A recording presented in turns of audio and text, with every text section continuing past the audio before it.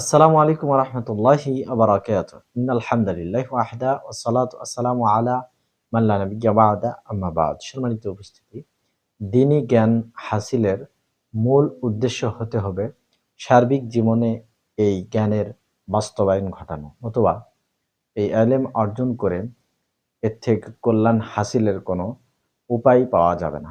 সম্মানিত উপস্থিতি, ইলম এবং আমলের মধ্যে কোনটা বেশি গুরুত্বপূর্ণ, কোনটা বেশি জরুরি, এটা নিয়ে যদি কেউ সংশয়ে ভোগে তাহলে সে যেন আবু উবাইদ রাহিমাহুল্লাহর ঘটনা স্মরণ করে।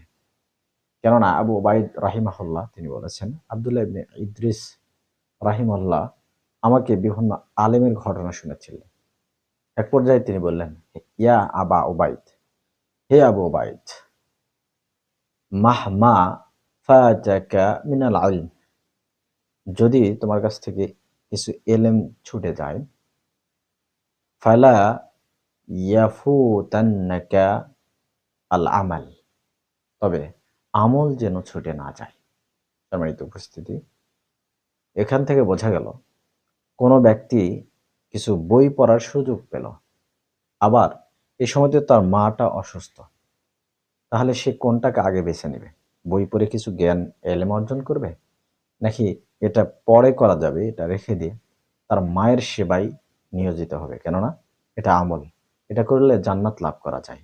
সম্মানিত উপস্থিতি, আমরা স্বভাবতই বুঝতে পারছি সে বই পড়া এটা পরে পড়তে পারবে, পরে ইলম অর্জন করতে পারবে, এখন তাকে তার মায়ের সেবায় লেগে পড়তে হবে। তাই আসুন এলেম যা আছে আরো বাড়ানোর চেষ্টা করি সময় মতো, কিন্তু তার সাথে সাথে আমলটাকে গুরুত্ব দিই। আজকে আমাদের সমাজ থেকে আমলটা একেবারেই উঠে গেছে। এলেমের যৎসামান্য হলেও তার জন্য একটু চেষ্টা তদবির আছে। আসুন এলেমকে আমল দিয়ে বেঁধে রাখি। আল্লাহ তৌফিক দান করুন।